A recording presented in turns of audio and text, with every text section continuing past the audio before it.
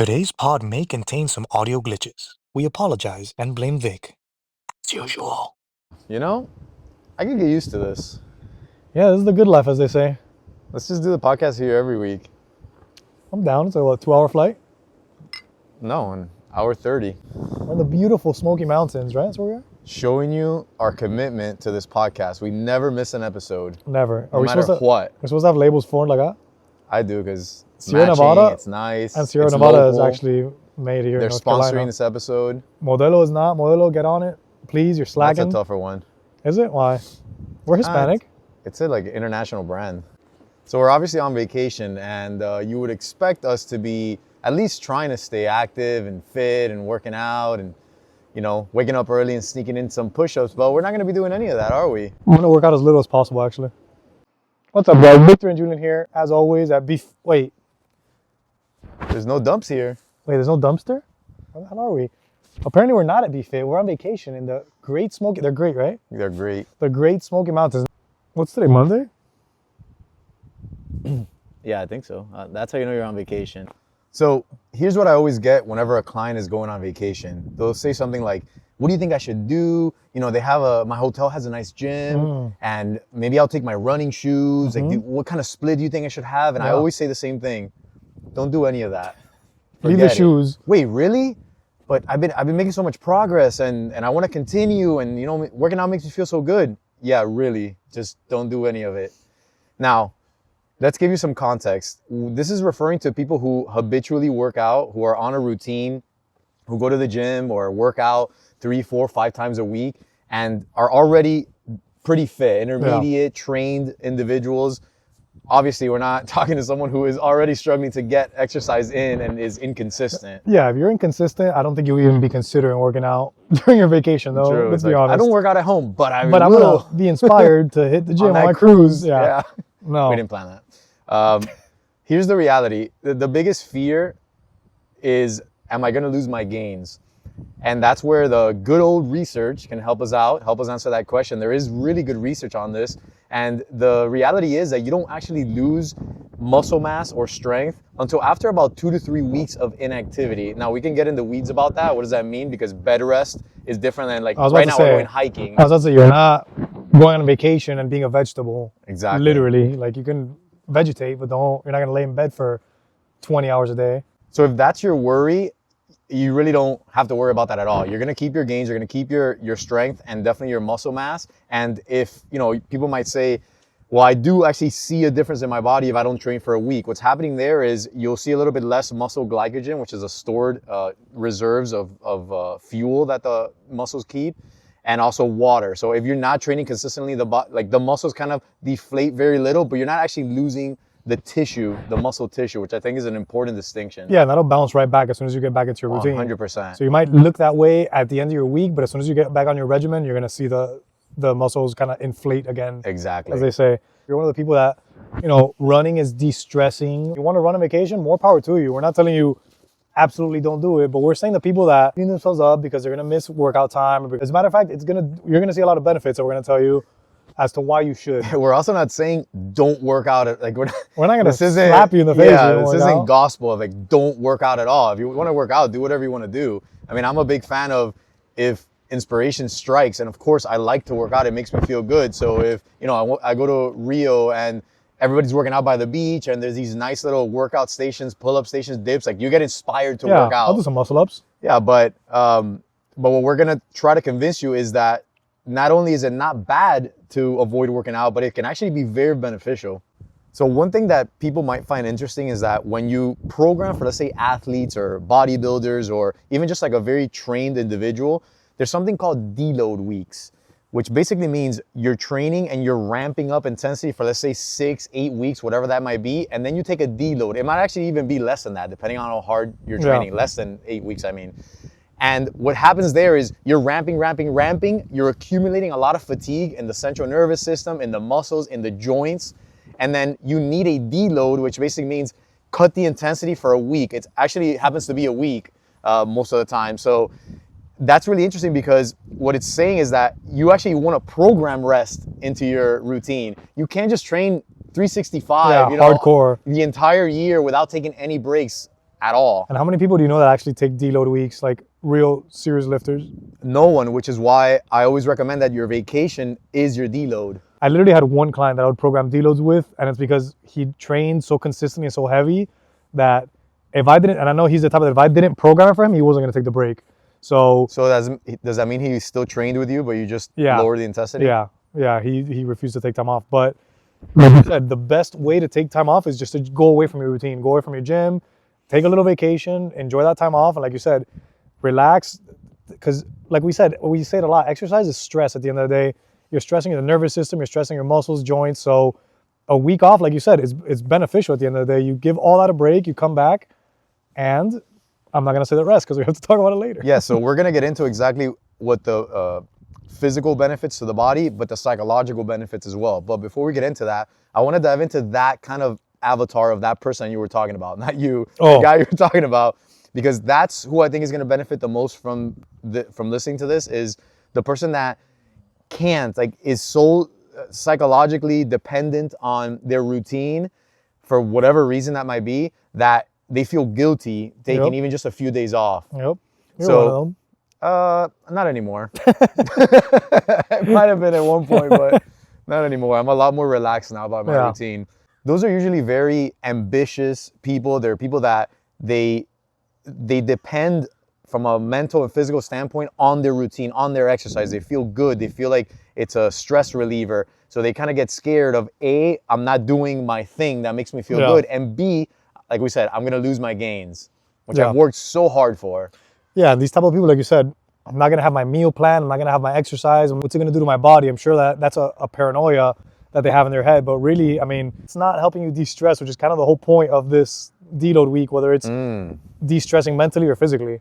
And to be fair, some of these people are the type that will gain like 10 pounds in a week if they don't get it together. No, I'm not like that. I have pretty decent genetics. We'll find out how much I'm challenging myself to gain some on this vacation, but I will lose weight. You know the type that if they slip a little bit because they've been dieting for so long and they've already lost a lot of weight, they tend to just start blowing up quickly. So that's a legitimate fear. Yeah. Well, I want to riff on what you said about the psychological. So I don't know, I know you don't struggle with this, but for most of us, the constant need of, am I getting enough protein in this meal? Did I reach my protein or my macros this day? And I don't know about you, but I love being on vacation and not giving a eep about, oh, does this meal have enough protein? Because that's taxing. Like, that's psychologically exhausting for people. You said you don't know about me? You know the first meal I had when I got here? I had a brioche bun with a fried chicken and a donut on top with Let's glazed. Go. Well, what I'm saying is back home, you're not worried about how much protein you're getting and stuff. Nah, just make sure I have some protein with every meal. I'm not counting it. I'm not Imagine that every meal, it's like you get home and your wife or whoever makes you, oh, I made pasta today. And all you're thinking about is, oh, great, I'm looking forward to that. Where's the protein? Where's the beef? Now, mind you, my wife already knows better. So she knows that we're going to have some protein on the side. But what I mean, the whole point is that, God, take a week off from thinking about all that crap. That's what I'm saying. Like, just relax. That's at the end of the day, that's stress on the back of your head that is eating at you. And you're worried about this one thing when you should really be on vacation. You should be relaxing. Like, that is the main point of this whole podcast, what you just said, is that the whole idea behind not only a deload, but a vacation is taking time off of your everyday routine, getting away from stress, your work, your responsibilities, and your actual routine. The fact that you wake up so damn early, you hit the weights, you do this, you pick up the kids, all that stuff. Like, just get away from it all. Don't think too much about it. I'm a big fan of disconnecting completely. Like, I'm not checking social media, none of that, because you get back so refreshed. You really need it. Oh yeah, especially in this day and age that everybody's always so connected. You need a little bit to unplug yourself for a little bit. I like that. Okay. Did you know that the bears on the West Coast, like on Yosemite and stuff, know how to open up car doors? I know. That's why they have to do specific little locks and like special trash cans that they can't open. But it's interesting that those bears, I believe only, fact check me on this, but I believe only those bears know how to open car doors. Do you know that the other bears are dumb? You know the bears on the West Coast tend to vote Democrat? Okay, so now to discuss some of the benefits from a like body and results standpoint. One of the reasons why you do a deload or why you take some time off is because you can all attest to this. You probably have some aches and some pains and some joint discomfort, something that you've been dealing with for a bit. Anybody who trains has that. And one of the best ways to deal with that is just to take a little bit of time off. Not too much time, but some time from the things that are stressing those joints. Yeah, which is kind of impossible. Like, I mean, somebody will tell you, oh, you can still work out, just avoid using your elbow. And it's like, you're gonna do things that can exacerbate it, even if it's not on purpose. If you're doing like, oh, I'm not gonna use my elbow because I'm only gonna do legs, you're still stressing yourself. So, and mind you, we're not doing anything. Let's be clear about that. We're going on hikes and we're gonna be physically active. Whitewater rafting, climbing trees. Yes, wrestling I don't bears. know about the rafting, but kind of cold for that. Wrestling bears. But you're not doing the stressors, the weight training, the calisthenics, the repetitive the movements. running, the things that have been bothering you. Because you, unlike a professional athlete, you don't deload, you don't follow a program that's 6 weeks and then you ease off. The reason why people do that is because you're cranking up intensity, your body's taking on a lot of stress, and then you want to back off. And then when you get back on, you start ramping up again, and now you're building on those gains. Yep. But the person listening, they just go hard. They go to Be Fit, they go to their gym, they get their ass grind. kicked. And let me give it to you guys. You guys grind 6 days a week, 4 days a week, whatever it might be. That takes a toll on you. So, hey, take 4 or 5 days off. Also, the average person is not sleeping or resting enough. Athletes sleep and rest a lot more than you think. Their schedules revolve around their nutrition, their exercise, and then their rest. You guys are not resting. I guarantee you're not sleeping 8 hours. And if you are, it's probably not a quality 8 hours. So take your time on vacation and focus on your rest. I think that's so overlooked. Yeah, it's a great idea. Just eat, sleep, rest, repeat. Sounds like a plan to me. Sounds like an EDM song, except it's probably rave, right? Yeah. What was yours? Rest? Let's do some of that. Sleep and rest, then Eat, kind of sleep, separate rave, things, right? Repeat. And then to go along with the actual, what we think about as the body, which is the muscles and the bones and the joints, your central nervous system, nobody thinks about except like exercise physiologists, coaches, because your central nervous system is taking a beating when you're doing especially heavy weight training, and it needs rest. So since you're not going to take your deload on your own, again, I feel like we're beating a dead bear, but that's against the law. Take your vacation. And back to the central nervous system, it's not just the intense workouts, it's everything that comes with your daily 9-to-5 life, with your daily life at home. It's the workload, at like your stress from work, you're not sleeping enough, like I just mentioned, you're doing these hard workouts. All this adds to that fatigue of the nervous system. So a vacation, I mean, we can't stress it enough, is the perfect time to step away from all that and to rest and give your nervous system a little break. And that's the perfect segue to the psychological benefits of this, which I think are huge. At least to me, it's something that just taking a vacation maybe once a quarter, or if you have that luxury, or at least once or twice a year. It's necessary. It's so necessary. I don't know about you, but I get back and I'm like ready to take on my responsibilities and work and start. You're more excited to be at work. You're more excited for your workouts. Everything is just like you have that new. It's like a reset. You have that new motivation, and you're like rested. You're ready to go, and that'll last about a week. I'm just kidding. It also gives you perspective. I think that a lot of great thinkers, they always say work really hard on a problem, but then step away. That's stepping away and being able to reflect. You need time to reflect on things like, how is your life going? Are there any changes I can make? What is it that's been stressing me out? So you come back with like a refreshed mindset. Yeah. And I think that's totally necessary. And I don't think people in the United States do that enough. Definitely. You're kind of just going through the motion at some point, because you're waking up, you're eating your breakfast, well, you're going to work, you're on your loop. Before you know it, the weekend comes, you spend the weekend doing adulting, because it's what we have to do. Before you know it, Monday comes again, and you're just rolling again. You don't really take the time, like you said, to step back and think, what's stressing me out? What can I improve? What's missing in my life? You're all just kind of like going the rat race. Absolutely. So come to the great Smoky Mountains. We're paying and drink IPAs. Or regular beer. Or anything else. Do whatever you want, guys. That's the whole point of vacation. But I don't drink alcohol. Then drink kombucha. That has alcohol in it. Yeah, like 0.07%. Like we mentioned, you're not working out, or at least we're not working out on this vacation, but we are doing active things. What I think is so cool about being the type of person who lives a fit lifestyle back home is that you have a body that can do physical things. So if we go on a hike and there's like steep elevation, or we want to do whitewater rafting, or we want to do anything else that requires physical strength and stamina, we can do that. And that's the beauty of it. Like, you're using those gains that you've made in the body that you've built to do actual fun things. I think a lot of people forget being fit and working out isn't about getting better at exercise. It's not Yeah. about like how much can you bench and squat. It's like, can your body move? Can you run? Can you jump? Like I was doing these like box jumps yesterday on our hike, like with my daughter, because that's just like, it's fun, you know, and I appreciate being able to do those things. So Yeah. like, go use your body, like use it for fun stuff. Yeah, it's definitely an underlooked part of going to the gym because you're lifting all these weights. And it's like you're never gonna do a single leg like split squat with 250s in your hands in the real world, but it makes you functional. It makes you be able to do all these, like you said, all these fun things. You want to go climb a tree. You want to skip a few little rocks. Yesterday on the creek, I was hopping from rock to rock. All of these things without having a fear of like, oh, I'm gonna sprain my ankle. Oh, something's gonna go wrong. Like no, like I've trained for this. Like I'm good. Like I've built a resilient body to enjoy these. And that's why, you know, they call it the exercise, some exercises functional, because you're using it in a real life scenario. You're not just a creature in a gym. You're not a hamster on a wheel. You're a person. You want to go out and enjoy the world. Use it. Don't lose it. What an idiot. I also love when clients go on vacation, they come back and they tell me some sort of like, you know, success story. Yeah. Like I had a client that did Machu Picchu and she was so proud that she did it. She wasn't winded. And like you, some they other compare people themselves. were. Yeah, you compare themselves to the And it's others. like, I could have never done that a year ago. Yep. And it's just, I always remind them that this is one of the reasons why you train. You don't just train to have a six pack or to, you know, lose some weight or to get better at exercise. You do it because there's a lot of life to be experienced that if you're not fit or you're not capable, you just sadly can't do it. I think I walked 30,000 steps a day Let's go. when I was in Europe. And yeah, my feet were a little beat up because I don't train my feet, but everything else was fine. I was good to go. Like, Probably also wear these like weird skater shoes. yeah, I'm a that aren't skater great, boy. but that's fine. I'm a skater boy. You're not old enough that you have to think about your shoes if I'm, you're gonna go walking. I'm old enough that I should be getting Sorry, hokas. sorry if the listeners are. I'm old enough that I should be getting hokas though. Did I take my walking shoes?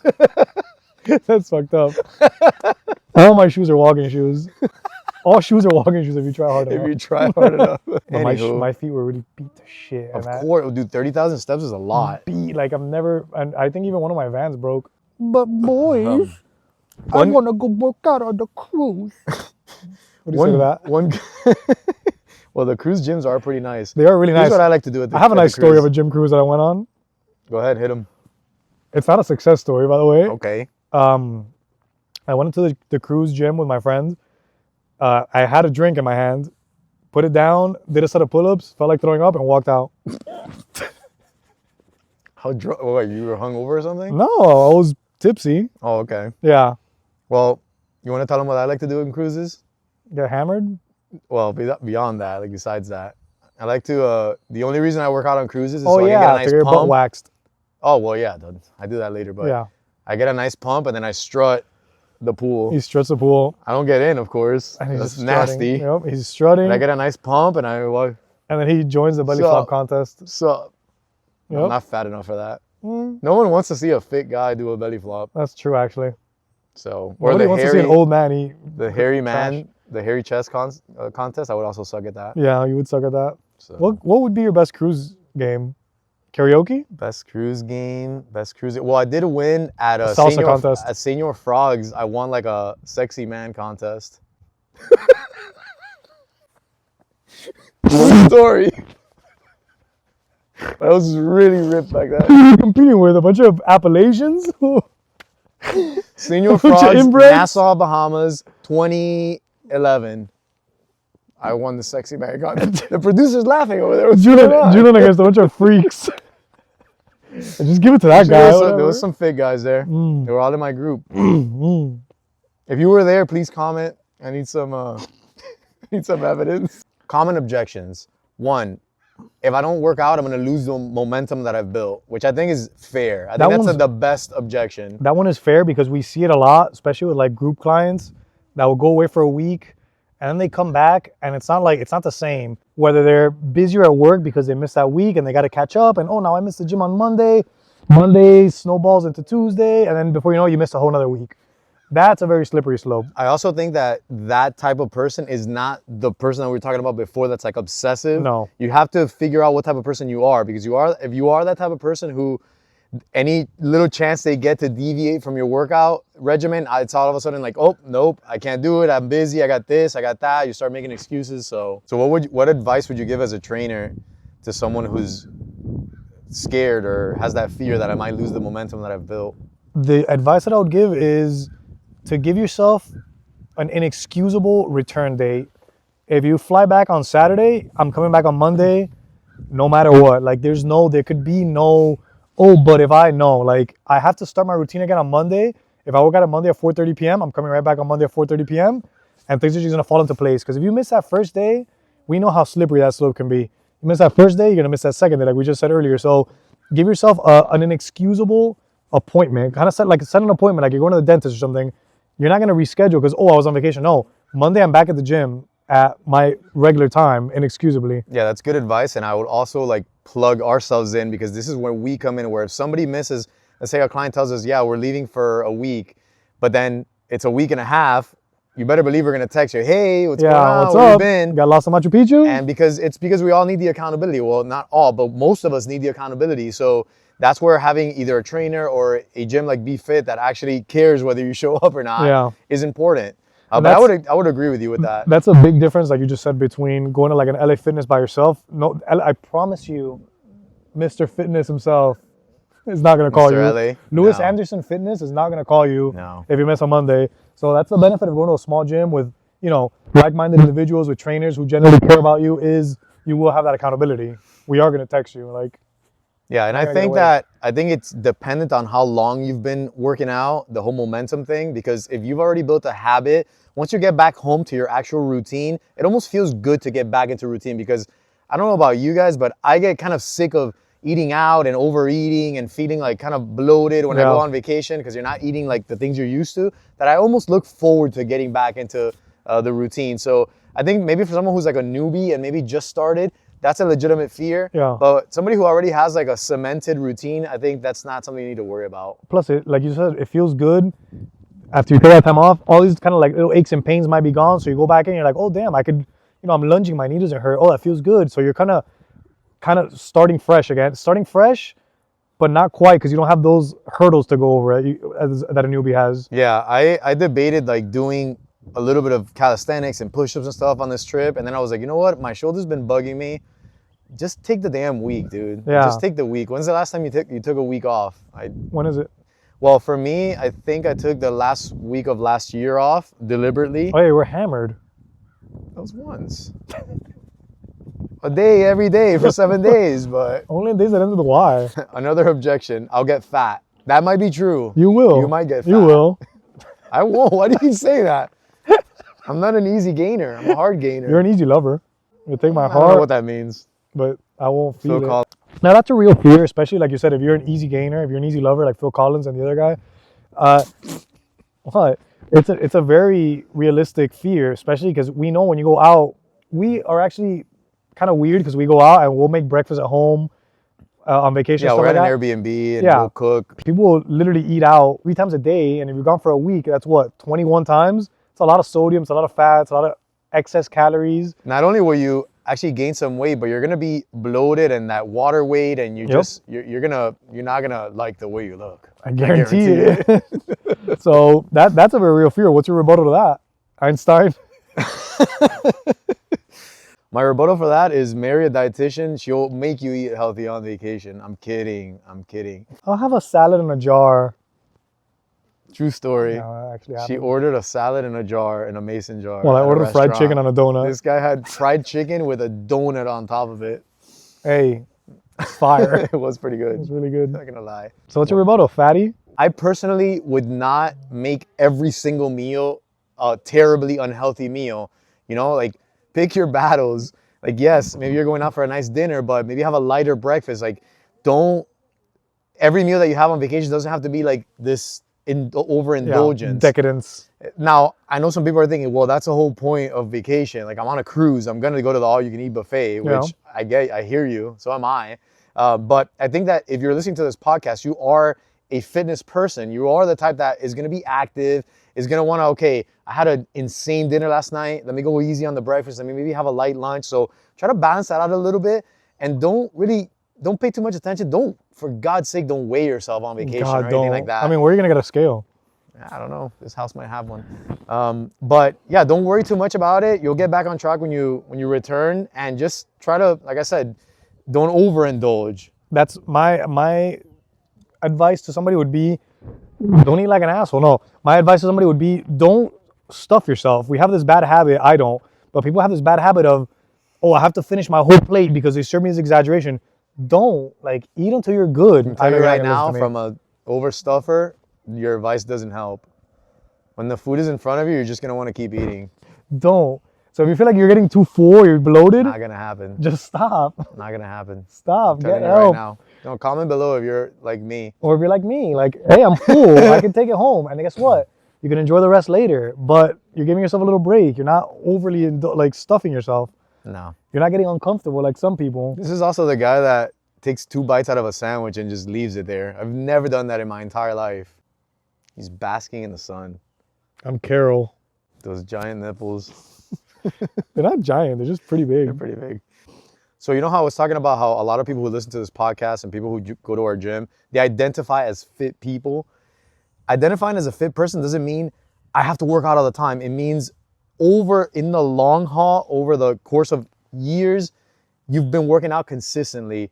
That doesn't mean that you don't take a week off. It means that in the long run, in the grand scheme of things, you are the type of person who works out, who takes care of their health, who follows maybe the 80-20 rule. It doesn't mean that you never miss a week, you never miss a few days. That's just unrealistic and, in my opinion, unsustainable. Not only unsustainable, but I feel like it sets you up for failure, especially psychologically. Because if you do happen to, let's say, God forbid, something happens and you sprain your ankle and you can't go to the gym for a week, the damage that does to you psychologically is much worse than the damage it does to you physically, let's be honest. Because like we said, we can take a week off and not lose gains, but if you're the type of person that beats himself up because you missed the gym for a week, maybe you got to kind of think of the psychology of exercise routine. Because That's like you said, a really good point. Because you said it's over time. It's not, oh, I'm this person that missed the gym for a week. I'm the person that works out. I just happened to miss the gym for a week. And like we always say, we're not psychologists, but I would look into, if you have that kind of obsessive, guilt-ridden attitude towards, I can't miss a workout, I would use the vacation to reflect on that, because you shouldn't be, like, that's not a healthy relationship with exercise. And this is a much bigger topic. We're not going to get into it now, but the unhealthy obsession with exercise can be very detrimental even to your health. So something that started off as positive can be not so positive if you're not careful. So again, use that vacation to reflect on, why do I feel so guilty? Like, I ate a really big meal last night. Why do I feel like I need to work out today to burn that off? Yeah, like we said, you're treating it as a reward, like as a punishment for my eating. Oh, I have to go work out because I ate too much. Like, if you place your self-worth on the fact whether you exercise or not, I don't think that's a good place to be. I think exercise is, of course, obviously, we are exercise professionals, but I don't think, hi Myers, I don't think you should place your self-worth on whether you exercised for a week or not. Like, if you're the type of person that's already consistent, don't beat yourself up. It's fine. It happens, right, Maya? Exactly. I can't. What do you like about what we've done on vacation? A dinosaur. I can't do this. What did we do yesterday on the hike? Waterfall. What did you do at the waterfall? I touched it. You touched the waterfall? Was it cold? Yeah. So I hope we've convinced you to not work out on vacation. Weird thing for a fitness podcast to do, but Just be lazy, pound beers, Yeah. eat a lot, rest, and come back stronger and with a more clear mental state, guys. That's really all we want to do on vacation, is come back refreshed for workouts, for work, for your family. That's what we're doing, right, Maya? Right? Sure. And to see dinosaurs. to see dinosaurs. So, guys, we hope you enjoyed this Special edition. episode of the Beef It Brothers podcast on location here at the Great Smoky Mountains. I'm ready We'll for see you another guys. beer. Yeah, I'm going to go have another 5%er. And then I'm going to go eat some unhealthy stuff. Yes. Guys, we'll see you next week back home on our little stability balls. I was going to bring them, but TSA said no. Boring. Yeah. So, we'll be back next week. Hope you guys enjoyed this episode. Of the This Beef man Of the here Beef It was Brothers on vacation. Bojangles is Podcast. fire. Podcast with Podcast. dinosaurs. Nasty. $290 dessert from Bojangles.